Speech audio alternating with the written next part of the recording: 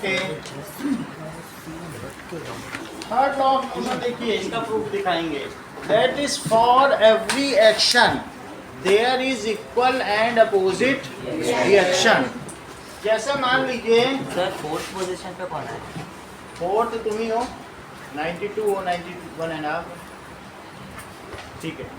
देखो, for every action there is equal and opposite reaction. मान लीजिए मैं यहाँ पर मुक्का मारूं तो क्या मेरे हाथ पे भी चोट लगेगी? ना पढ़ना बहादुरी नहीं है। तुम सोचो कि देखो मैं तो पढ़ती ही नहीं हूँ तब भी मेरे 19 नंबर आ गए और सरप्राइज टेस्ट दे के आ गए। ये तो लोगों के तो सरप्राइज में 2-4 ही आते हैं। ये बिल्कुल बहादुरी नहीं है। पढ़कर भी फुल आना ज़्यादा बहादुरी। दो तरीके के बच्चे कहते हैं सर मैं तो पढ़ता, मैं तो मस्त मौला हूँ, देखो मज़े से आना, ऐसे बिल्कुल अच्छा नहीं, सही ना। पढ़ो, चीज़ें कहीं का कहीं लिख रहे हो, फर्स्ट लॉ सेकंड लॉ ही नहीं लिख रहे हो, ऐसे केयरलेसली करने से क्या फायदा, कोई मतलब नहीं, ठीक है।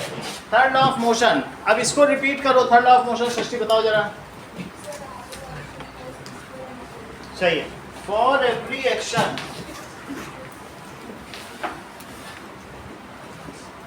There is equal and opposite reaction. ये न्यूटन की गति का तृतीय नियम है। जरा देखिए, मान लीजिए एक पर्सन अगर वो यहाँ से नाव से इस पर आ रहा है, तो जब वो इस पर आगे आएगा तो यहाँ आने पर क्या ये नाव पीछे भाग जाएगी? भाई तुम नाव से इधर कूदो, नाव से क्या करो, नाव से इधर कूदो तो नाव पीछे पानी में चली जाएगी, क्योंकि जब तुम उससे कूद के आओगे तो क्या होगा बताइए? When you push, फिर से देखो, जब मैं चलता हूँ जमीन पे तो मैं अपने पैर को पीछे फेंकता हूँ तब मैं आगे बढ़ता हूँ। मुझे आगे बढ़ने के लिए क्या करना पड़ता है बताओ?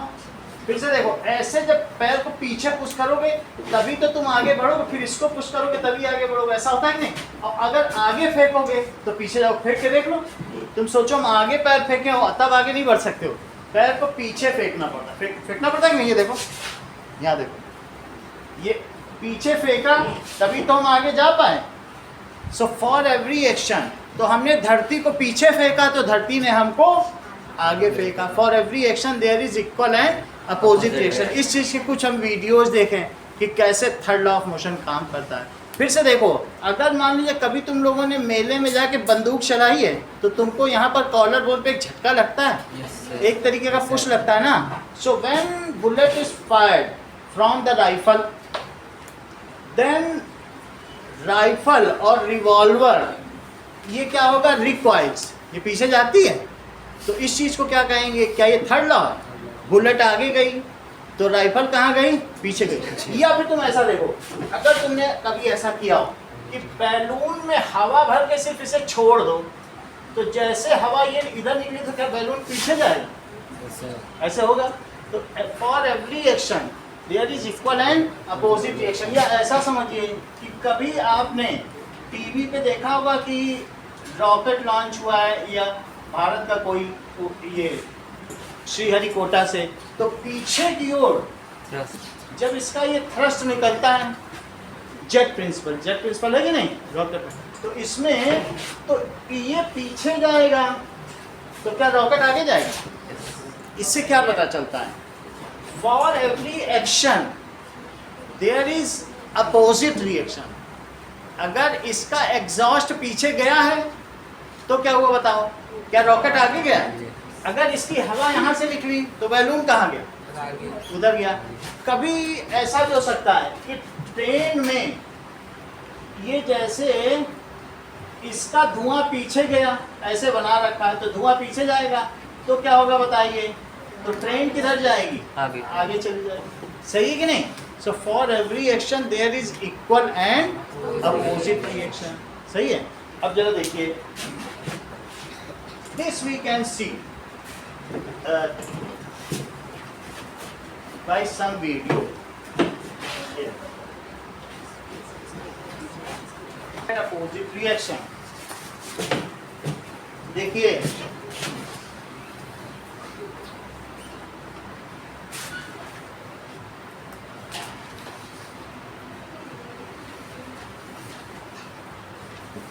अब इसमें से जैसे ही if bullet is fired in forward direction then gun recoils, gun क्या होगा, रिकॉइल्स बैक, और ये बुलेट इज फायर्ड।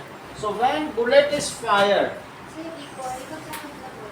रिकॉइल का मतलब है ये पीछे की ओर जो भागना, रिकॉइल स्प्रिंग नहीं, ये दैट इज जब आगे जाएगी तो गन पीछे की ओर जाना, ठीक है। It is recoil of the gun, recoil ऐसे ही कह रहे हैं, recoil force on the gun, ठीक है। रिक्वाइल का लिटरल मीनिंग हम देख लेंगे अगर ऐसी बात है तो। एटिमोलॉजी ऑफ रिक्वाइल, एटिमोलॉजी मतलब मूल शब्द विन्यास। सो दैट इज रिक्वाइल, ये क्यूलस से बना है, क्यूलस का मतलब है पिछवाड़ा, तो उसका पिछवाड़ा पीछे जा, सो इट रिक्वाइल। समझ आ गई बात कि नहीं? तो दैट मीन्स जैसे कई बार हम लोग बोलते भी हैं कि कैको पिजियन, एक होता है कैली पिजियन और एक क्या होता है पिजियन, इसका मतलब क्या है बताओ? तुमने कैलीग्राफी सुना है? तो कैलीग्राफी का क्या मतलब है?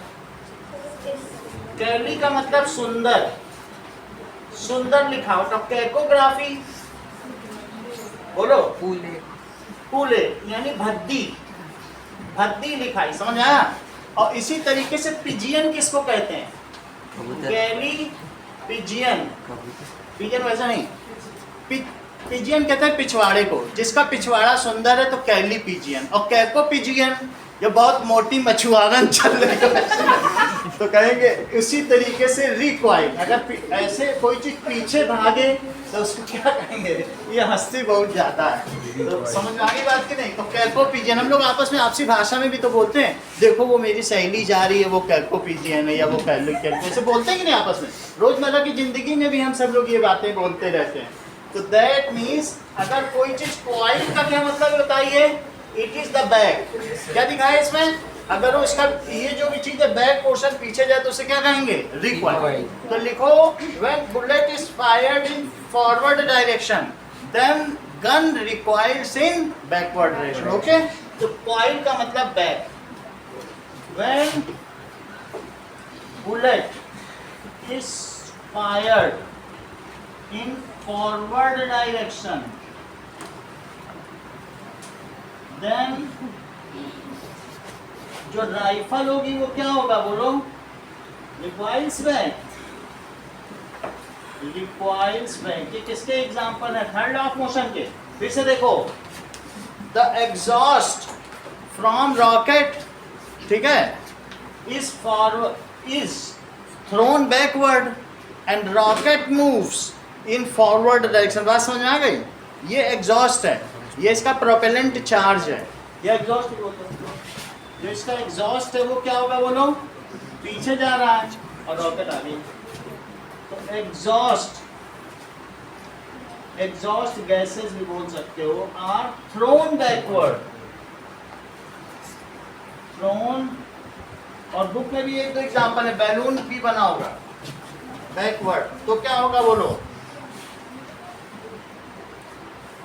एंड रॉकेट क्या होगा बोलिए? Rocket is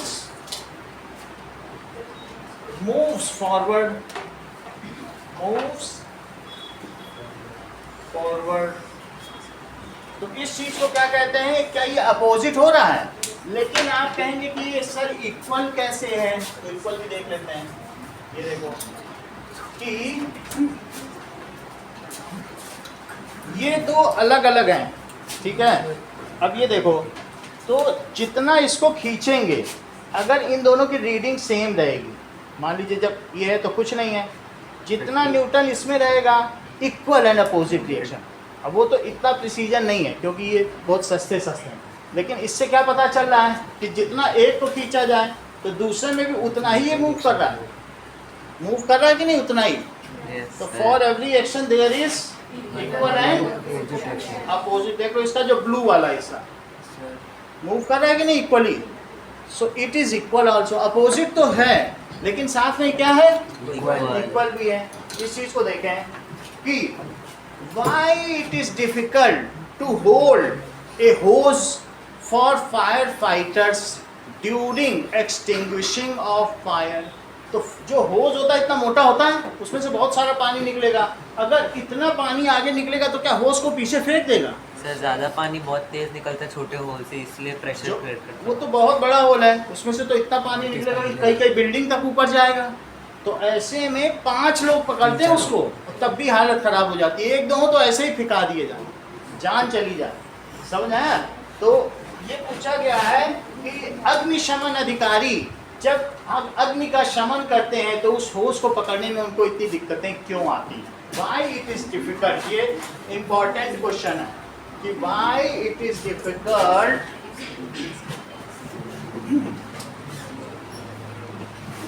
third law of motion के कुछ हैं, ऑन कर दीजिएगा। Why it is difficult to hold water hose while firefighters during extinguishing fire?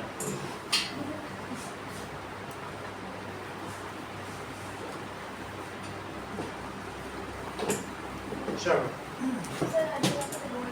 बताओ। पानी भी बंद। अब देखिए, ये जो होज है, इसी होज से पानी डाला जाएगा, तो इसको फायरमैन पकड़ के रखते हैं जब इसको डालेंगे। However it is very difficult for hold it. ठीक है, इसको पकड़ के रखना इनके लिए बहुत मुश्किल होता है। Why it is difficult? Because a lot of water is thrown in forward direction. तो इस डायरेक्शन में बहुत सारा वाटर डाला जाएगा। So there is a tendency, देखो कुछ चीजें हैं, for every reaction, this is action and this is reaction. Action and reaction takes place simultaneously. कुछ चीजें हमें समझनी चाहिए। साइमल्टेनियसली का मतलब, जैसे कुछ लोग ये साथ साथ होती हैं, ये नहीं कि ऐसा नहीं होगा कि देर में हो। जैसे तुमने बुलेट फायर कर दी और फिर अपना लेके चलने देखो हमने फायर कर दी, 1 घंटे बाद धक्का लग गया। ऐसे नहीं है, जिस समय तुमने फायर की उसी समय धक्का लगेगा। जैसे पिक्चर में बताते हैं, it is very tongue twisting. ये हीरो लोग बोलते हैं, विलन बोलते हैं, now for every action there is a reaction. जब पिक्चर का लास्ट पार्ट आता है 3 घंटे बाद बोलते हैं कि उसने एक्शन किया तो 3 घंटे बाद हम रिएक्शन देंगे। No, Newton's law rejects it. जिस समय एक्शन होगा उसी समय ही रिएक्शन होना चाहिए। इट इज सो पर्की, ऐसा लगता है जैसे पर्क नहीं होता अचानक टूट जाए, crispy language they are using so in Bollywood movies. However it is not so. Action and reaction takes place on same object.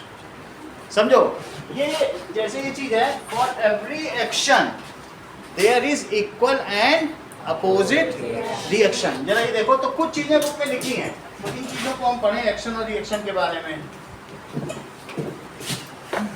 चलिए,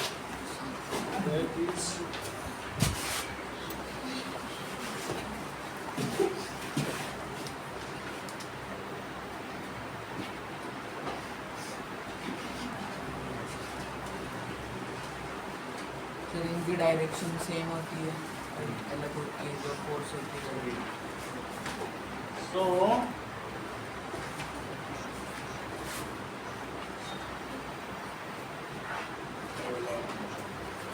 देखिए,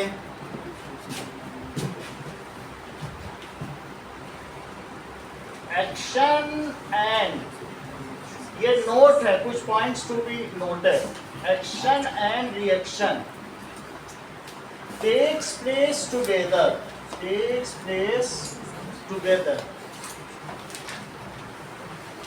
ठीक है, एंड ये टुगेदर होगा, इसका मतलब है साइमल्टेनियसली।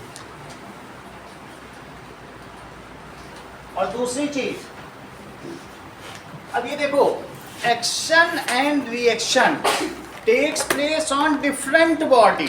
देखो हमने इसको मारा, इसको, तो इसने मेरे हाथ में किया, हमने इसको मारा, तो हमने एक्शन इस पे किया ना, तो हमारे हाथ में रिएक्शन हो। नहीं तो लोग कहेंगे अगर एक्शन और रिएक्शन इक्वल एंड अपोजिट है तो कैंसिल क्यों नहीं हो जाते, बेकार में इसको पढ़ रहे हैं। Equal and opposite get cancel, it is the balance. No, these are on different bodies. ये हमेशा किस पे बताओ, these are on different bodies. Okay, अब जरा देखिए कि और सर वो नहीं, अगर यहाँ एक्शन और रिएक्शन इक्वल होते और दोनों ही किसी एक ही चीज पर होते, जैसे हमने तुमको बताया कि नाव पर उसने पैर रखा और फिर उसके बाद क्या हुआ बताइए, कि वो अब आगे जा रहा है तो नाव पीछे गई, इसने नाव को धक्का मारा और खुद आगे गया, तो इसने नाव पे एक्शन किया तो नाव ने इस पे क्या किया, रिएक्शन। तो इस तरीके से इसको भी समझेंगे। तो ये जो पीछे ने इसने धक्का मारा, इसका स्ट्रोक वो एक्शन है, और नाव ने इस पे क्या किया, रिएक्शन। तो डिफरेंट चीजों पर हो गया कि नहीं, ऐसा होता है। अब देखिए, action and reaction are on different bodies, so never get cancel, never get cancel. ऐसी चीज है, बुलेट आगे निकल गई तो वो एक तरीके से राइफल को धक्का मार के निकल गई, ठीक है, तो इस तरीके से वो बुलेट का एक्शन है और राइफल पे रिएक्शन हो गया। सो ये डिफरेंट चीजों पर। ओके, अब देखिए तो क्या लिखे बताइए कि a lot of water is thrown by hose in forward direction। वैसे तो इनमें से किसी को भी एक्शन माना जा सकता है, किसी को भी रिएक्शन। कई बार हमने हाथ मारा तो ये एक्शन है, और लेकिन कई बार ऐसा होता है चलते चलते ही से टकरा जाता है, तो हम किसको एक्शन माने किसको रिएक्शन, ऐसा होता है कि नहीं, ठोकर लग जाती है जमीन में। तो any of them can be considered as action and any of them can be considered as, लेकिन एक कोई डिस्क्रिमिनेशन नहीं है, बट लेकिन ये दोनों साथ साथ होते हैं। समझ में आ गई बात? एक नेगेटिव होता है सर, एक वो तो डायरेक्शन के हिसाब से हम खुद मान लेते हैं कि लेफ्ट वाला निगेटिव है या राइट वाला, समझ में? सर अगर हम लोग ऐसे नहीं तो मारेंगे तो हमने एक्शन किया, बट रिएक्शन में तो हम पर ही हुआ। हमने एक्शन किया तो इसने वाल ने हमारे ऊपर रिएक्शन कर दिया। लेकिन कई बार ऐसी चीज़ें होती हैं कि दो लोग आपस में टकरा जाते हैं, तो अब उनमें ये लोग दोनों लोग आपस में झगड़ने न लग जाएं, खिलाड़ी टकरा जाते हैं, बॉल पकड़ते पकड़ते कहते हमने एक्शन क्या करते, तुम कैसे एक्टर हुए, हम एक्शन कर रहे हैं, हम एक्टर हुए, तुम रिएक्टर हुए। नहीं, any of them can B action and any of them can. दो लोग भी कोलाइड कर जाते हैं, दो बॉल कोलाइड कर जाती हैं, दो स्ट्राइकर है या दो बॉल है, तो उनमें किसको एक्शन मानोगी, मानोगी किसी को? तो ऐसे तो हमें कई बार तो क्लियरली पता चल जाता है ये एक्शन है रिएक्शन है, लेकिन इसमें ज़्यादा नहीं पढ़ना है। Any of them can be considered as action and any can be, अगर ना समझ में आए तो किसी एक को एक्शन मान लो, उसमें गलत नहीं माना जाता है, और वैसे भी अगर आप मान लोगे तो गलत नहीं मान लो, ठीक है। Any of it can be considered as action and other as reaction।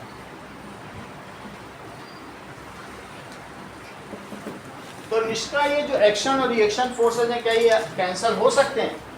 क्यों? बिल्कुल सही, अलग अलग बॉडी है ना।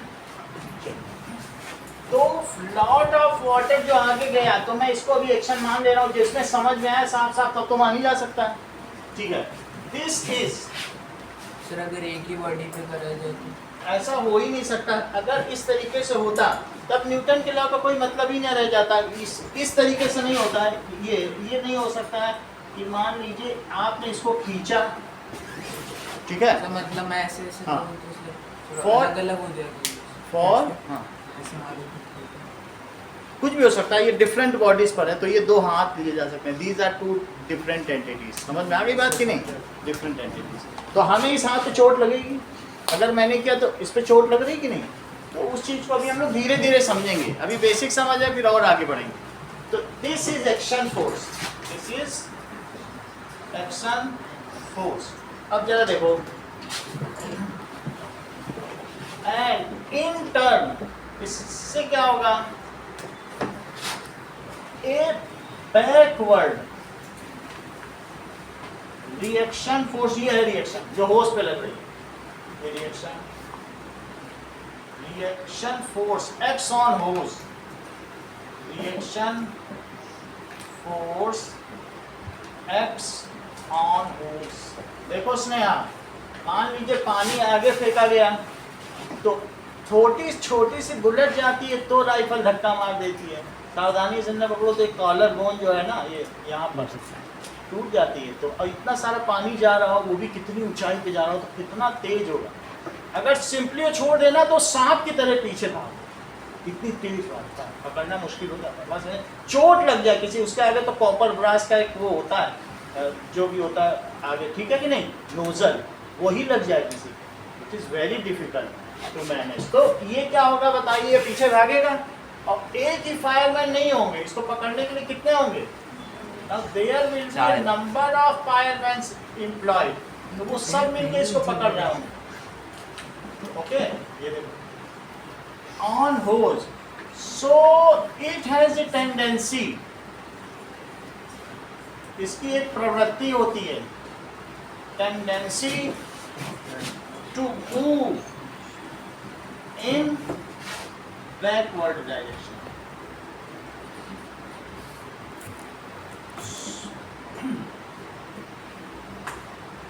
So it is difficult to hold it. जो चीज पीछे भागना चाहे उसको पकड़ के रखने के लिए तो आपको muscular force, extra muscular force लगाना होगा ना।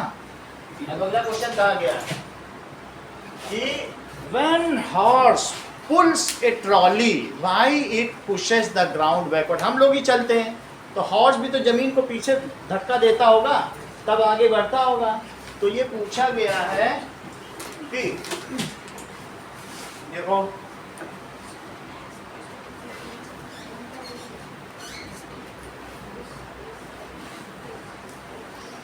हॉर्स पुलिंग ए ट्रॉली ना। अब देखिए कि जब हॉर्स किसी ट्रॉली को पुल करेगा तो वो उसको पीछे की ओर क्यों फेंकता है। Let us see, when horse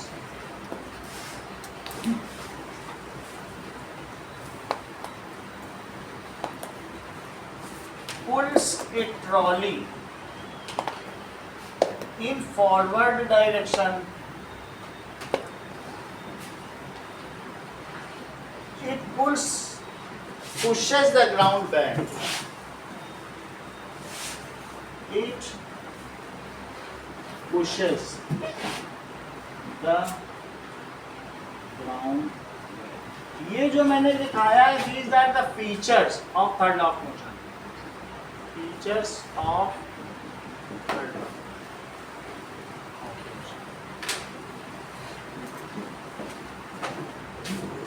अब देखिए कि कभी भी जब भी ये हॉर्स मूव करेगा तो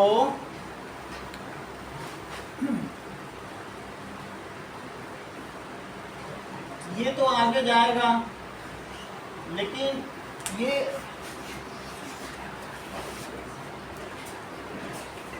इससे ग्राउंड को पुश करेगा पीछे की ओर। ये देखो ऐसे, ठीक है।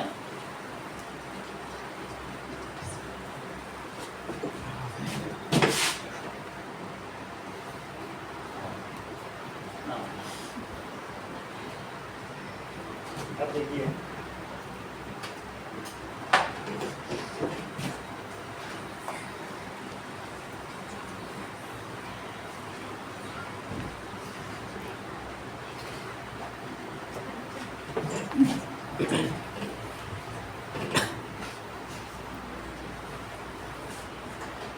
तो यहाँ दिखाया गया इसने जमीन को कैसे पुश किया, बैक पुश किया, और इसके पुश करने से क्या हुआ बताओ, ये जो ट्रॉली है ये आगे गई, so when it pushes the ground back, trolley moves, trolley कैसे मूव करेगी, it moves ahead why this way.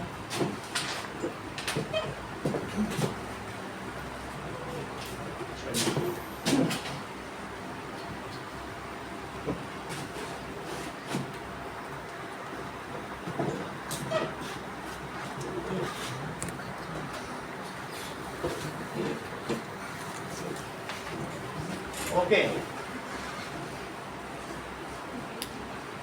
Horse pushes the earth. Earth भी कह सकते हो या ground in backward direction.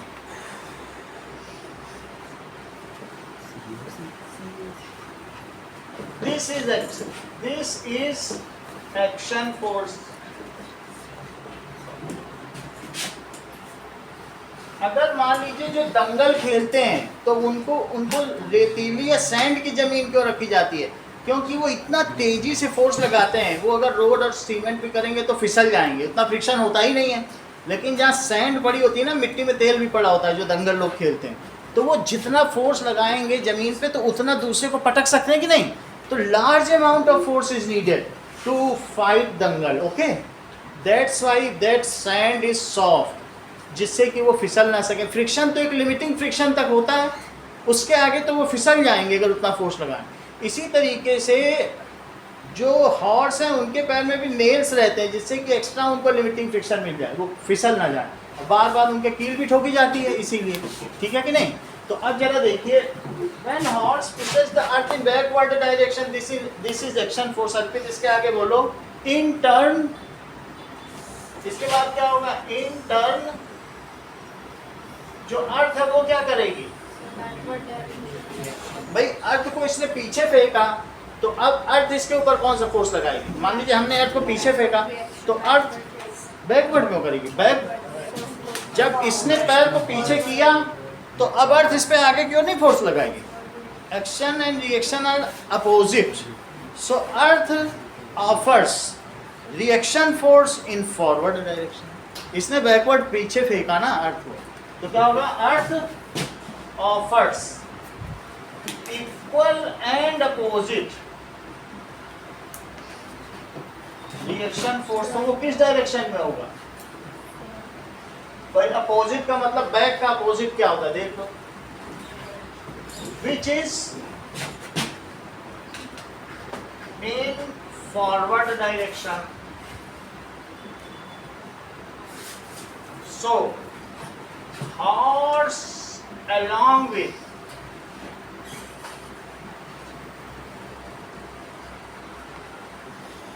इसके साथ along with guard moves ahead.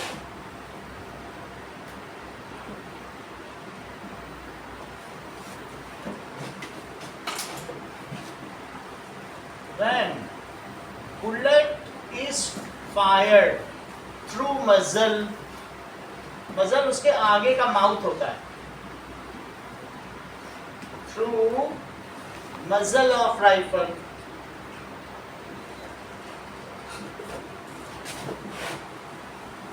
Then rifle recoils wide. Recoils का मतलब ही पीछे जाना है, वाइड का मतलब पीछे और रिंग पीछे जाना, ठीक है कि नहीं। क्वाइल अभी बताया था कि नहीं, पीछे जाना। रिक्वाइल्स वाई इट इज, कभी भी इन सारे क्वेश्चंस का आंसर लिखो ड्यू टू, अभी मैंने किसी में नहीं लिखा, आप डेलिबरेटली लिख दो as per Newton's third law of motion, नहीं तो उसके बिना इनवैलिड ही माना जाएगा। It is as per third law of motion, ये जरूर लिखना, टीचर यही ढूंढेगा हर जगह। It is as per Newton's third, दोनों में लिख लेना, ऑफ मोशन। कहीं भी चाहे शुरू में लिख लो फिर बाद में एक्सप्लेन करो। As per Newton's third law of motion,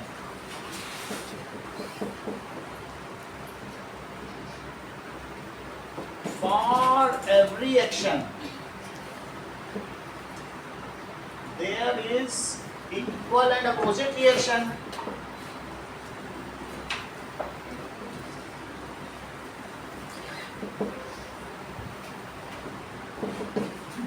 Now, bullet offers action.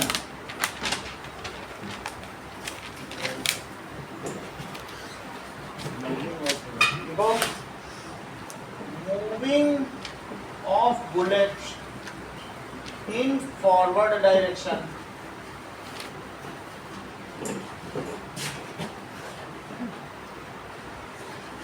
Is action. So, in turn, फिर से इस चीज को देखो बाद में, ऐसा जरूरी नहीं है कि दो डिफरेंट चीजें एक दूसरे पे एक्शन रिएक्शन करें। मेरा कहने का मतलब है अगर एक बॉम्ब है और ये बीच से ब्लास्ट हो जाए तो आपस में ही केमिकल एनर्जी जो एक्सप्लोजन करेगी तो एक हिस्सा इधर जाएगा तो एक इधर जाएगा। लेकिन ऐसा जरूरी नहीं कि इसके दो ही फ्रेगमेंट्स हो, टूटते समय यहाँ पर भी फिर से एक्सप्लोजन हो सकता है, ऐसे में आगे बढ़ते समय ये इधर जाएगा ये इधर जाएगा। समझ आई? दो एक्शन हुए, फिर से समझो। जैसे यहाँ से फटा तो अगर ये एक्शन है तो रिएक्शन हुआ, लेकिन फटते समय फिर फटा तो क्या होगा? फिर इधर एक्शन तो इधर एक्शन। अगर ये चीज इधर जा रही हो यहाँ फिर फटी तो ऐसे। इसी तरीके से जब किसी एयरप्लेन में ब्लास्ट होता है तो उसके फ्रेगमेंट्स ऐसे ही टूटे जाते हैं। बोलेंगे ये यहाँ गिरा, वहां उड़ रहा तो यहाँ गिरा, देखो उतनी दूर वहां गिरा होगा। सब लोग न्यूटन के थर्ड लॉ से ही ढूंढते हैं। समझी बात को? जैसे अगर यहाँ एयरप्लेन चल रहा था और उसका पीछे का जो टेल बूम है वो यहाँ गिरा है, फेंका उसने इधर, तो बोलो बाकी हिस्सा आगे का जो कॉकपिट है, कहेंगे देखो उतनी दूर उधर जाके देखो चल के, अरे कॉकपिट का तो आधा इधर आ गया, अच्छा आधा, अच्छा उधर जाओ। बोले अरे यहाँ पर भी इसका आधा उधर गया, ठीक है आधा इधर जाओ। कितना आसान है, हो गया आसान कि नहीं? मतलब जो चीज़ जहाँ जहाँ फटती जा रही है उसी को दो हिस्से करते जाओ तो थिंग्स आर वेरी सिंपलिस्टिक। नहीं तो जंगल में ढूंढ पाना क्या आसान होता? So we can find out और सर्च द थिंग्स किसके द्वारा कर पाते हैं? By Newton. समझ में आ गई बात? सर न्यूटन में स्मॉल है क्या?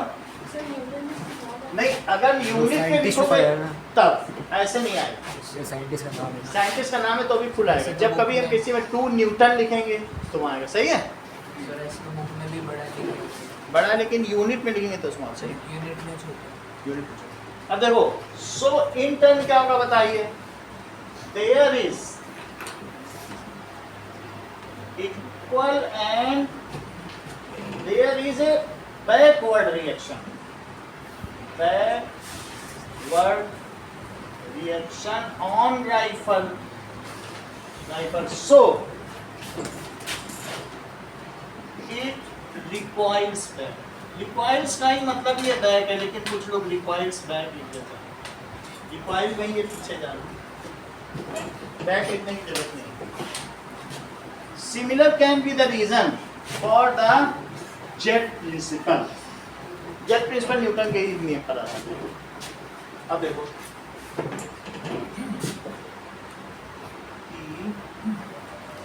पुरानी बुक में ऐसा नाव का भी बना, नई में बना है ऐसे, वो नाव को पीछे फेंक रहा है, तो ये चीजें। अब ये देखो, दो लोग,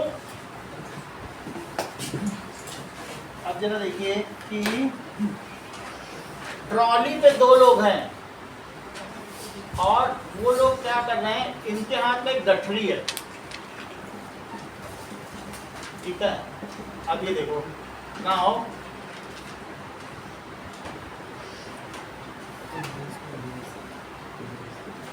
अब इन लोगों ने क्या किया, कुछ एक गेम खेल रहा है। बताओ ये इस गठरी को इसको सौंपेगा तो क्या होगा? तो अगर ये इसकी ओर फेंकेगा तो क्या ट्रॉली बाहर जाएगी, दूर जाएगी। तो इसके बाद में मान लीजिए इसने क्या किया, इसने फेंका और फेंकने के बाद नाउ इसके हाथ में गठरी आ गई। तो गठरी आने के बाद क्या होगा कि दैट मीन्स गठरी आएगी तो कुछ नहीं, इसमें गाड़ी लगी हुई है। अच्छा, इसने फेंका तो इसकी गाड़ी कहाँ गई? बोलो, पीछे चली गई। लेकिन अगर तुम किसी गाड़ी पे खड़े हो और तुमको कोई सामान पकड़ा दे तो तुम पीछे ही मूव करोगे, क्योंकि अगर कोई मूविंग चीज आ जाए, कोई तुम गाड़ी पे खड़े हो और आके कोई चीज तुमसे टकरा जाए तो वो सामान और तुम पीछे ही भागोगे। तो इसने जब इस गठरी को लिया तो क्या होगा बताओ भाई। आप किसी गाड़ी पर हो, ट्रॉली पर हो, छोटे से प्लैंक पे खड़े हो जिस पे व्हील लगी है, लेकिन तुमको कोई फेंक के एक बड़ा सा झोला दे दे तो तुम गाड़ी के साथ ही पीछे भाग जाओगे, नहीं जाओगे। तो ये जब पीछे भागेगी फिर इसके बाद ये इस गठरी को जब इसको रवि को देगी तो क्या होगा, अब ये एक्शन होगा, फिर ये और पीछे भागेगी। लेकिन जब रवि को दिया जाएगा तो रवि लेके भी पीछे भागेगा, क्योंकि गठरी आई है। तो इस तरीके से थोड़ा दूर होते जाएंगे और गेम बढ़ता चला जाएगा। सही है सर, उस एक्शन को हम फोर्स कहेंगे। एक्शन जब ये दे रहा है तो ये एक्शन है, और जो इसकी ट्रॉली पीछे गई वो क्या है, रिएक्शन।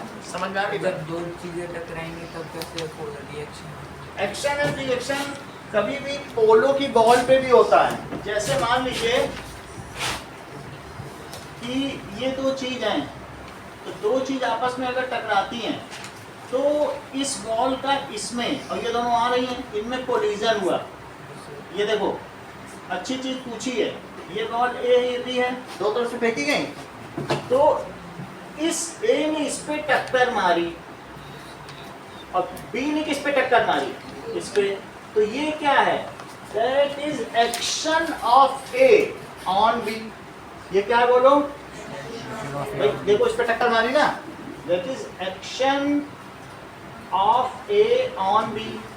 अब बी ने इस पे टक्कर मारी तो ये फोर्स कौन सा हुआ, एक्शन बोल दो या रिएक्शन, एक ही बात है। रिएक्शन क्योंकि अपोजिट है, तो रिएक्शन ऑफ बी ऑन है, दो अलग अलग फोर्स हैं। फिर धीरे धीरे क्या होगा बताओ, जब इस पे फोर्स लगा, कोई ये भी कह सकते हैं कि कैंसिल हो जाएंगे, तो क्या ये दोनों फोर्स कैंसिल होंगे कि नहीं, क्योंकि डिफरेंट बॉडी पे। तो बी पे एक फोर्स लग रहा है, बी पे सिर्फ एक ही फोर्स लग रहा है, कोई तो फोर्स नहीं लग रहा है। रोलिंग बॉल पे और कोई फोर्स क्या लगेगा, कोई मूव थोड़ी कर रही है, ये तो सिर्फ क्या करती है, बॉल रोल कर रही है। तो बी कहाँ जाएगी बताओ, जब बी पे ए ने फोर्स लगाया, तो दो बॉल आई टकराई और ऐसे मूव कर रही, आई टकराई, इसने इसको मारा, इसने इसको मारा, ठीक है कि नहीं, और फिर दोनों मूव कर रहे। बी पे किसने फोर्स लगाया, ए पे किसने लगाया। So in turn after collision they will make a collision and they will move in opposite direction। सही है। तो ये किधर चली जाएगी, बी टकराने के बाद किधर जाएगी, इधर, और ये किधर चली जाएगी, ओके सर। विद ग्रेविटी और विदाउट ग्रेविटी सेम रहेगा। विद ग्रेविटी देखो, जब हम यहाँ पर खड़े हैं, हमें ग्रेविटी खींच रही है, हम किसी चीज को जब प्रेस कर रहे हैं, ग्रेविटी से प्रेस हुए, तो अर्थ भी हमारे ऊपर एक रिएक्शन फोर्स लगा रही है, वो हमारे पैरों में फील हो रहा है। ये एड़ियाँ दर्द होती हैं जब यहाँ 4-5 घंटे खड़े होते हैं ना, तो हमें पता चलता है कि अर्थ कितना रिएक्शन दे रही है। समझ में आई बात कि नहीं। तो for every action there is equal and ये अपोजिट रिएक्शन। जब ये बात डॉक्टर से कहो कि भाई पैरों में दर्द होता है, कहते हैं आप अर्थ को कम एक्शन फोर्स दो, आप अपना वेट कम कर लो 10 किलो, तो आप अर्थ को कम एक्शन दोगे तो रिएक्शन भी कम लगेगी। जितना आप इसको पुश करोगे अर्थ को, तो अर्थ भी तो उतना पुश करेगी। समझ में आई बात कि नहीं। तो इस तरीके से फॉर एवरी एक्शन ये दो डिफरेंट फोर्सेस हैं। अगर हम नहीं मूव कर रहे हैं ग्रेविटी के अगेंस्ट में, तो और हमने अर्थ पे अपना वेट डाल रखा है, तो अर्थ भी रिएक्शन करेगी। उस रिएक्शन फोर्स को कहते हैं नॉर्मल रिएक्शन। जो अर्थ हम पे लगाती है, परपेंडिकुलर लगा रही है, तो उसे क्या कहेंगे। अगर हम नहीं मूव कर रहे हैं, then it is a balance force. For our action earth is equally putting some reaction. Okay, चलो अब देखिए, now there are certain questions, exercise के कुछ क्वेश्चन देते हैं।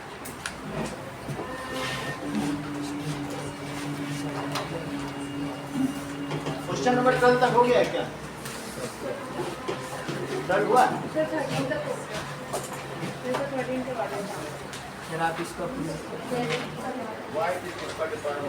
अब इंटेक्स्ट क्वेश्चन 1 और 2 देखो, क्या ये दोनों कवर हो चुके हैं।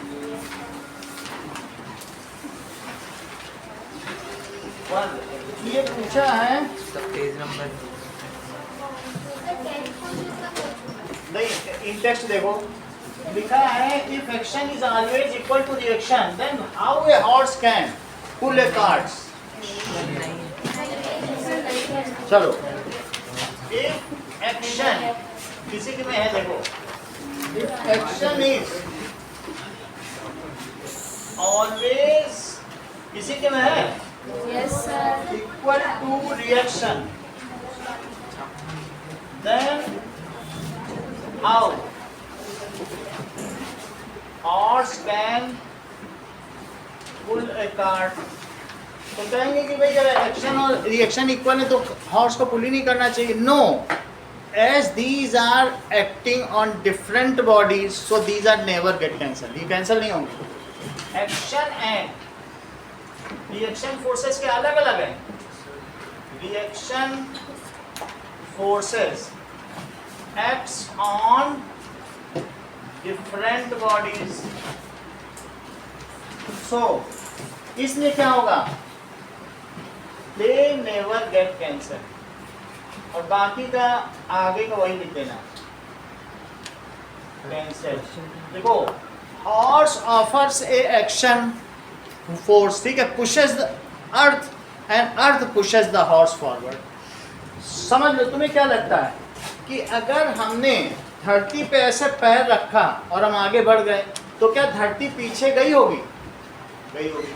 जिसने ग्रेविटी पढ़ी बोलने गई होगी. हम अगर यहीं पे जंप कर लें तो क्या धरती अपनी ऑर्बिट से यहाँ जंप कर लिया तो ऑर्बिट से हट गई होगी? हाँ, हट गई. ग्रेविटी पढ़ ली भाई. अब हम लोग बाकी लोग जो एयरफोर्स के लोग ही समझ पाएंगे. जो 5 लोग हैं, जैसे हमने बोला अर्थ लो हटा दिया, हट गई. हाँ, कितनी हटी वो अलग बात है. तो बहुत क्योंकि अब F इज इक्वल टू हमें मास इतना बड़ा तो A कितना होगा? जरा सोचो कितना हटी. तुम्हें ये बात मालूम है? F is equal to ma. तुमने कहा मैंने 2 न्यूटन का फोर्स लगाया. अब धरती का मास देखो, 6 इंटू 6 के आगे 24 जीरो लगा. तो sir 6 into 10 raised to sir पे 24. जितने भी लोग हैं सर वो एक साथ कूदेंगे तो पूरी वो सब ऑर्बिट उसका से- नेट है, उतना नहीं देखना. ये देखो 24 जीरो लगा दिया तो धरती का मास है. अब A कितना होगा तुम खुद ही समझ लो. जब ये नीचे जाएगा तो पॉइंट में आएगा, 0.000000 उतनी है. 24 डेसिमल के बाद कुछ आएगा. कुछ हो पाएगा बोलो? हम स्मॉल जी नहीं लेंगे. वो सब बात की बात है. अभी बहुत लोगों को पता नहीं. जितना तुमने बताया कि हट गई होगी वो हमने सबको बता दिया. अभी कल परसों में सब पता चल जाएगा. इन सबको भी सब बता देंगे स्मॉल जी कैपिटल जी क्या है. अभी ये लोग सार्वत्रिक गुरुत्वाकर्षण नियतांक जानते ही नहीं है क्या होता है. चलो, तो तुम्हें समझ में आ गई बात की नहीं? That is for every. So horse offers action reaction pushes the earth backward. बाकी तो हमने लिखा दिया ना. लेकिन क्वेश्चन में पूछा गया है तो वो कैंसल क्यों नहीं हो जाते? No, they can not be cancelled because these are acting on different objects. ये तो उसकी मेन फीचर ही है. अगला देखो, क्वेश्चन नंबर 12 हो गया है. 11 सर 11 बचा. चलो 11 करो.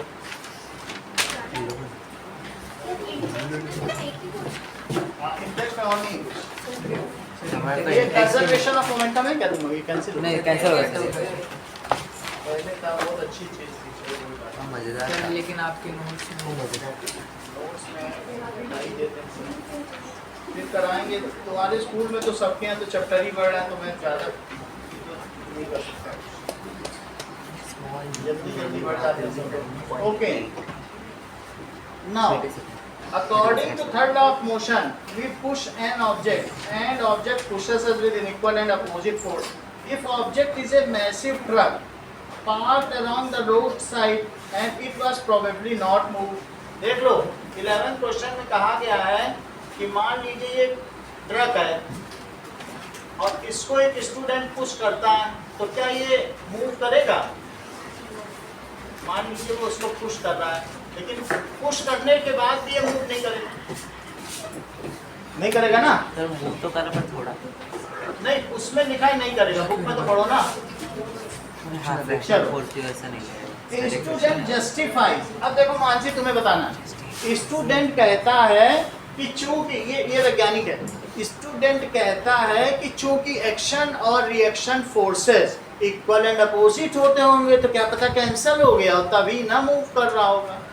बोल उसने ये बात सही है कि गलत? गलत. वो कह रहा है इसीलिए नहीं मूव किया है क्योंकि एक्शन और रिएक्शन फोर्स तो इक्वल अपोजिट होते हैं, सब कैंसिल हो गए होंगे, क्यों मूव करेगा? बट ये बात तो गलत है ना. अब इसका आंसर लिखो, student is wrong, okay, student is wrong. Action and reaction forces are acting on different bodies, different objects, so it never get cancelled, ये कैंसल नहीं होंगे। अब इस स्टूडेंट को मानसी ने बताया सुनो, चूंकि तुमने जितना फोर्स लगाया है वो इसके लिमिटिंग फ्रिक्शन से कम है, तुम जो फोर्स लगा रहे हो, ठीक है, तुमने जो फोर्स लगाया उसके अपोजिट में एक रिएक्शन है, and that is the frictional force. However you have not applied a force beyond the limiting friction, that's why the truck has not moved. तो क्या मानसी जस्टिफाइड है? सही है, पूरी बात मानसी ने समझा दी इसको, क्यों भाई ये नहीं मूव किया, ठीक है कि नहीं। नाउ इस चीज को लिखो, स्टूडेंट has applied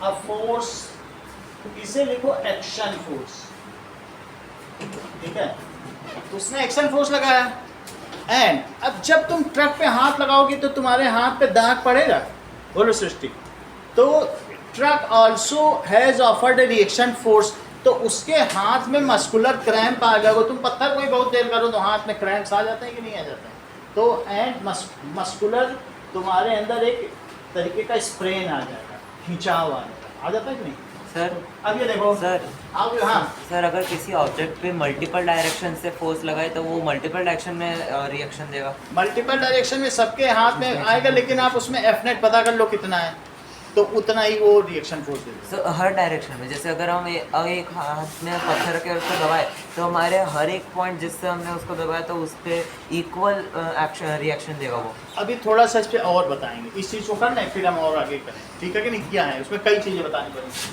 तो applied a force, student has applied a force, ठीक है, विच माइट, जो कैसा है बताओ, which is less than the limiting friction, किससे कम है, लिमिटिंग फ्रिक्शन।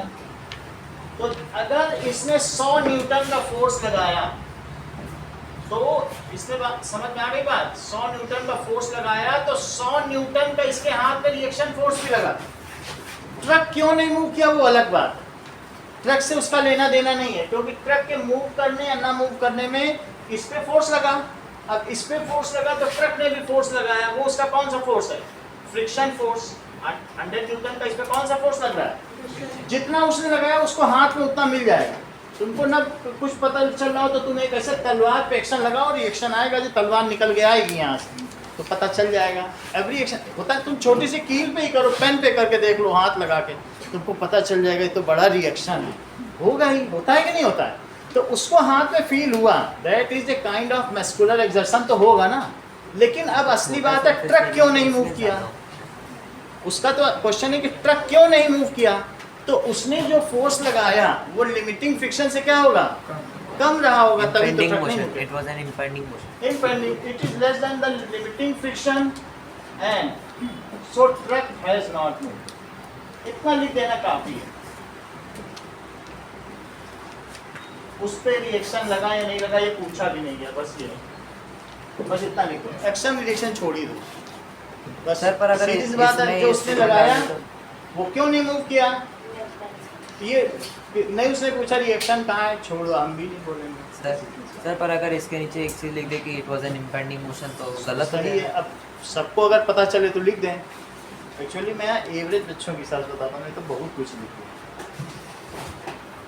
क्योंकि कैप वाले थोड़े ही बच्चे हैं, 2 बच्चे हैं, 3। अब जरा देखो, 12th बता दिया कि नहीं बताया, 12th नहीं बताया। 12th सवाल देखो, a hockey ball of mass 200 gram traveling at 10 meter per second, ये तो हो गया है ना, 13 भी हो गया। 14th देखो, Object of mass 1 kg traveling in a straight line collides and sticks to a stationary wooden block. देख लो, 1 kg की चीज है और वो कितनी kg से जुड़ जाती है? देखो कितने से जुड़ी? 5 kg से। क्या पता ये ऐसे हैं कि बस ये इसके पास है, जैसे समझो एक आटा है, थोड़ा नीडेड आटा, अगर उसको दूसरे आटे की लोई पे डाल दो, फेंक दो, तो चिपक तो जाएगा ना। करीब करीब एक ऐसा स्लाइम माउल की तरह समझो। किस चीज पे मारा? 1 kg की चीज थी और वो कितने पे चिपक गई? 5 kg की। ठीक है, अब जरा देखो नाउ, ये कितने स्पीड से चल रही थी?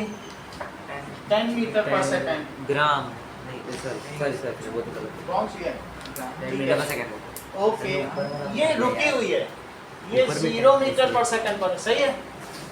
अब आगे देखो, then they both move together in the same straight line. Calculate the total momentum just before the impact and just after the impact. देख लो, ये अभी इम्पैक्ट नहीं हुआ है, ये बिफोर इम्पैक्ट है। ये क्या है? और अब ये इससे ये चिपक गई, ये थोड़ा डैमेज हो गई लेकिन चिपक गई। और अब ये दोनों बोलो किस स्पीड से चलने लगी? बताओ। 10 से चल रहे हैं। क्या लिखा है? 10 से दोनों तो ढूंढना है, सर ढूंढना है वो तो। सर 0 ही होगा, सर 0 ही होगा सर, इसमें दे नहीं रखा। जस्ट आफ्टर द इम्पैक्ट बताया नहीं गया ना, ये लॉ ऑफ कंजर्वेशन वाला इसमें दे दिया, बता ही नहीं रहा। चलो बता देंगे हम आपको। क्वेश्चन करना है, हैं? ये क्वेश्चन ये क्वेश्चन आउट ऑफ सिलेबस है, मैं बता देता। चलो कि and calculate the total momentum just before the impact and just ये sticks to stationary body they together in state line। अब देखो कुछ चीजें तुमको बता दें, ये आफ्टर इम्पैक्ट, आफ्टर, सही है। अब देखिए कि ऊपर का हटा दें,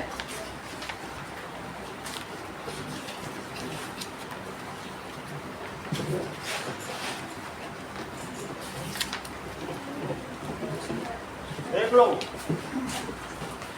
प्रूफ नहीं बताना लेकिन तुमको law of conservation of momentum बता देते हैं। ठीक है, संवेग संरक्षण का सिद्धांत समझो क्या चीज है। That is law of conservation of momentum during collision of two body. अभी तुमको 2 बार दिखाई थी, बुक में भी बनी है, पुरानी बुक में होगी। Collision of 2 bodies, the total momentum before collision, total momentum before collision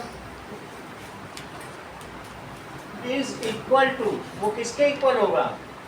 total momentum after collision, momentum after collision. बस आपको मैं लॉ बता दे रहा हूँ, उससे समझ में आ जाएगा। मैं इसको प्रूफ नहीं करना है, प्रूफ पिछले साल तक के लड़के किया करते थे, आप लोगों को नहीं करना। देखो ये इधर आ रहा है और ये इधर आ रहा है, एक तरफ भी जा सकते हैं, जरूरी नहीं है कि जाते समय भी तो टकरा सकते हैं। मान लो पीछे वाला तेज हो तो टकरा ही जाए। अगर इसकी स्पीड यूए है और इसकी स्पीड कितनी है, और ये तेजी से जाकर इससे टकरा गया, और टकराने के बाद इनमें आपस में वेलोसिटी रीडिस्ट्रीब्यूट हुई, ये कोलिजन हो गया। ये बिफोर कोलिजन है क्या? Before collision. और ये ड्यूरिंग कोलिजन, ड्यूरिंग कोलिजन ये संघट्ट के दौरान जब इनमें टक्कर हुई। और तीसरी चीज संघट्ट के उपरांत, दैट इज आफ्टर टक्कर। इसकी वी ए हो गई स्पीड और इसकी किसकी क्या हो गई? V B. यदि इसका मास एम ए है और इसका मास क्या है? एम डी, तो मास तो नहीं बदलेगा, और ये एम डी। अच्छा ये बताओ टोटल मोमेंटम बिफोर कोलिजन बताओ जरा, इनिशियल मोमेंटम सबको जोड़ो। इसका मोमेंटम अदिति कितना है? अच्छा, तो मैं टोटल कर रहा हूँ, टोटल लिखा है। तो पहले वाले का तुमने कितना बताया जरा बताओ, MA, अब इसका बताओ सर MB UB, ये तो इनिशियल मोमेंटम है। अब फाइनल भी बताओ, MAVA plus MB BB। Total momentum before collision is equal to total momentum after collision. This is law of conservation of momentum, संवेग संरक्षण का सिद्धांत है। कहने का मतलब है PI is equals to PF, यानी MAUA plus MB UB is equals to MAVA plus MB BB। इसी पे भी ये सवाल सर था। आपने MAVA कर दिया। Initial momentum of final sir वहाँ नहीं सर। सेम कैसे हो सकता है? बताओ, हाँ सही। अभी बता रहे हैं, इसको मैं प्रूव कर दूंगा। इसका मतलब है कि देखो, अगर एक बॉडी दूसरे बॉडी से टकराए तो अमाउंट ऑफ मोशन जो वो नहीं बदलता है, क्योंकि अमाउंट ऑफ मोशन में मास का भी कंट्रीब्यूशन है, वेलोसिटी का अमाउंट। समझ में आ गई बात कि नहीं? तो अल्टीमेटली क्या चीज़ नहीं बदलती जब दो चीज़ों की टक्कर होती है, इसका प्रूफ कर देंगे। तो क्या चीज़ नहीं बदलती, मान लो ये इससे टकरा जाए तो मास बढ़ेगा तो स्पीड धीमी हो जाएगी। सर लेकिन उनका सर वेलोसिटी तो कम होगी तो वेलोसिटी डिस्ट्रीब्यूट है, इसका प्रूव कराने। क्या चीज़ नहीं बदलती, जब बहुत चीज़ों में टक्कर होती है तो क्या चीज़ अल्टीमेटली कंजर्व रहती है, अमाउंट ऑफ मोशन। उसमें कितना मोशन है। अब मोशन, मोमेंटम खुद क्या होता है, वही तो अमाउंट ऑफ मोशन है, दैट इज मोमेंटम नहीं बदलता। ठीक है, इसको सेकंड लॉ से प्रूव किया जाएगा। क्या फर्स्ट लॉ हमने सेकंड से किया था, इसको भी प्रूव कर देंगे। चलो अब देखो, ये मुझे बताइए कि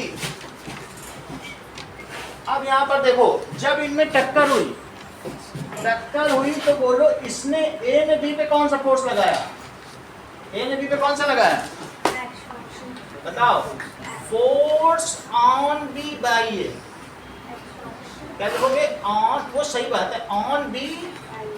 अच्छा, बी ने ए पे कौन सा लगाया, देखो force on A by B. बोलो बात समझ में आ गई? सही, ये चीज मैं प्रूव कर रहा हूँ। अब इसे देखो, तब पूरा समझ में आ जाए। सही, एग्जाम में नहीं आएगा लेकिन समझ लो, पुरानी देखो फोर्स है। अब इसमें से एक एक्शन बोल दो, action force, reaction force, friction force, gravity, सब फोर्स ही तो हैं। जिसको मर्जी एक्शन बोलो, जिसको समझ में आई। अब जरा देखो, during collision F on A by B it is equals to F on B by A, और निगेटिव भी लगा दिया। लिखी ये बात समझ में आई? ये किस लॉ से, लॉ ऑफ कंजर्वेशन ऑफ, ये सही, थर्ड लॉ, ये भी सही बताया, थर्ड बोलिए, और वो भी निखिल ने भी थर्ड बोला है। दैट इज सर लेकिन इसका तो प्रूफ होगा सर। थर्ड, उसको अलग से करेंगे, प्रूफ सही कहें, अलग अलग से करेंगे। सही है, that is for every action there is equal and opposite reaction. ये समझ में आ गया, दोनों इक्वल एंड अपोजिट हैं थर्ड लॉ से। अब जरा देखो, ऑन ए फोर्स, अब ए में देखो force on A by B, लेकिन फोर्स क्या होता है बताओ, फोर्स बताओ सेकंड लॉ से, रेट ऑफ। अब इसका मतलब है rate of change of momentum on A पे फोर्स लग रहा है ना, लिख देता हूँ, किस पे फोर्स लग रहा है, ऑन बाई बी। और ये क्या है, ऑन बी बाई। अभी देखो आपने क्या बताया, कितना चेंज हुआ होगा मोमेंटम में, मास ए की फाइनल वेलोसिटी बताओ, देख के बताओ, ए ने बाद में कितनी वेलोसिटी पाई, यहाँ देखो ना, बी की अलग से, अभी ए की देखो, ए पे जब फोर्स लगा बी ने तो कुछ इसकी वेलोसिटी में चेंज आया, कितना चेंज आया, तो लिखो फोर्स क्या होता है, rate of change of momentum, second law ये कहता है ना, तो M B A minus U A और अपॉन टी, यही है rate of change of momentum. देख लो, rate of change of momentum यही होता है। अच्छा, अब तुम बी के बारे में बताओ निखिल, फार्मूला लगा के, बी में जब बी पे फोर्स लगा, फोर्स ऑन बी, तो उसमें भी मोमेंटम चेंज हुआ। बताओ कितना चेंज हुआ, फाइनल माइनस इनिशियल करके बताओ। और rate of change upon T भी कर देना। बोलो बोलो Arpit. Sir m into dv minus dv upon VB minus, अगर ये तुम्हें ना समझ में आए तो मैं दोनों में mm लिख दूं क्या, कि चलता है? समझ में आ रहा है कि final momentum minus initial momentum upon time, यही तो रेट ऑफ चेंज होता है। सर वो मैंने आपने M बाहर नेगेटिव निकाला। नहीं लगा। अच्छा अब ये बात सही कह रहे हैं, ये कह रहे हैं m तो सेम है नहीं सर, आप m कैसे, लेकिन ma है, उसे क्या लिख लो? देखो ma ba और माइनस क्या लिखोगे? ma ua और अपॉन टी। अब सही है, a है ना, उसका मास कितना है? A। अच्छा दूसरे वाले में क्या लिखेंगे? बोलो निगेटिव लगा दिया, mb bb माइनस mb, सही है? टी से टी कट गया, क्योंकि जो दोनों में टक्कर हुई वो उतनी ही देर के लिए तो हुई। तो जो ए की टक्कर और बी की टक्कर का समय सेम है क्या? जिस समय उन्होंने टक्कर की बस उसी समय फोर्स लगाया, फिर अलग अलग हो गए, तुम्हारा रास्ता अलग मेरा रास्ता अलग। अब जरा देखो तो बोलो एम ए भी ये क्या हुआ और वहां पे क्या हुआ? Minus M B B B और plus VV M B U B. अब देखिए जो यहाँ पर यू यू वाले हैं एक तरफ ले लो और वी वी वाले एक तरफ, तो जरा यहाँ पर इसको इधर लो, एम ए यू ए, और यहाँ एम बी यू बी भी है क्या, और वी वाले एक तरफ लो, M A V A plus M B V V. ये क्या पूरा इनिशियल मोमेंटम, पहले वाले का इनिशियल और फिर दूसरे वाले का, it is total initial momentum. Check करो, और ये क्या है? Total final momentum. तो इसे क्या लिख दिया जाए? P F is equal to, तो this is when two objects collide then their total momentum remains, क्या हो जाएगा? कंजर्व। समझ में आ गई बात? अब जरा देखो, सर फिर जब हम लोग बोलते हैं कि चेंज इन मोमेंटम निकालते हैं तो हम लोग pf माइनस pi करते हैं, तो फिर तो वो चेंज इन मोमेंटम होता है, लेकिन जब कोलिजन होगा, जब जब ये सिस्टम ऑफ ऑब्जेक्ट्स है, समझो इस बात को। मान लीजिए तुम दोनों को यहाँ खड़े कर दें, सही है, और एक सिस्टम है, इस डिब्बे को बंद कर दिया जाए, तो तुम और लक्षिता टकराओगी आपस में। सुनो, अगर तुम दोनों का मोमेंटम आपस में बदलेगा, तुम दोनों ही इसमें फाइट करोगी, लेकिन अगर इसके नीचे पहिया लगा है तो ये कहीं नहीं जाएगा। मेरा कहने का मतलब है, अब इस पूरे डिब्बे पर if no external force is applied, देखो फोर्स अगर एक्सटर्नली लगाओगे तो क्या होगा बताओ? तो मोमेंटम बढ़ता चला जाएगा। लेकिन बाहर से कोई फोर्स ना लगाया जाए, एक ही सिस्टम की दो चीजें हों, वे आपस में टकराए, नाव पे ही यात्री लड़ने लगे और कहते देखो हम लोग लड़ रहे हैं, नाव चल रही है, अब हम लोग अमेरिका पहुंच जाएंगे। कैसे पहुंच? नाव के अंदर ही अंदर तुम अमेरिका पहुंच जाओ, बाहर से कोई धक्का नहीं दे रहा, इंजन नहीं लगाया, अमेरिका पहुंच जाओ। ऐसे तो किसी लिफ्ट में ही कोई एक दूसरे को हवा में फेंक रहा है, कोई नीचे फेंक रहा है, तो लिफ्ट ऊपर चली जाएगी क्या? अगर बाहर से कोई फोर्स नहीं लगाया गया तो जो अंदर का सिस्टम है उसका टोटल मोमेंटम हमेशा क्या रहेगा? कंजर्व रहेगा। अगर पानी के अंदर हजारों वाटर मॉलिक्यूल आपस में टकराते रहते हैं तो क्या गिलास भी सरकता रहता है?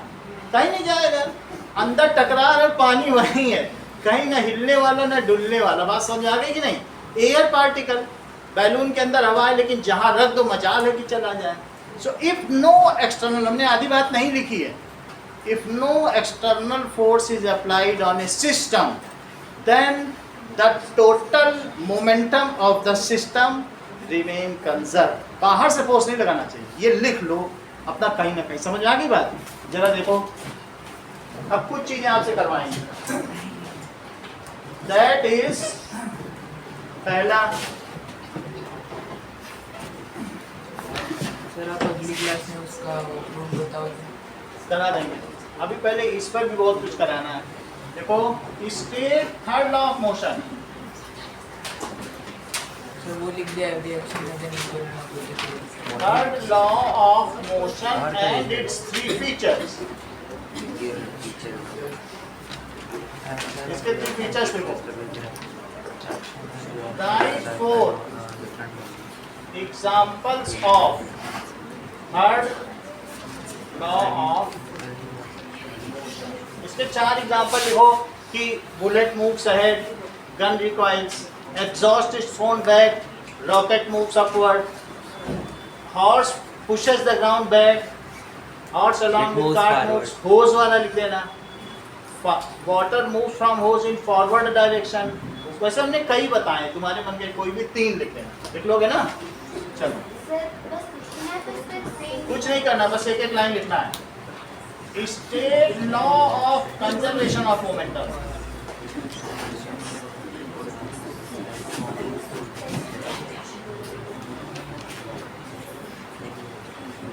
एंड इट्स फॉर्मूला, इसका फॉर्मूला एंड इट्स। सर इसको प्रूव करने वाला ये जो आपने करा है वो प्रूफ नहीं करना, ये लिखना है। सिर्फ इतना ही बस सर? ये लिखना है, हाँ? बस ये लिखना है। ये लिखना है, ये लिखना और सर बना वो देना। है। और कुछ नहीं, सर ये लिखो और ये लिखो। अच्छा बस इतना ही है सर? वाला इसके बीच का जो है वो बीच का वो वॉल वॉल और यहाँ जो बना है वो वो सब बच गई। पी इनिशियल पी फाइनल बस लिखो।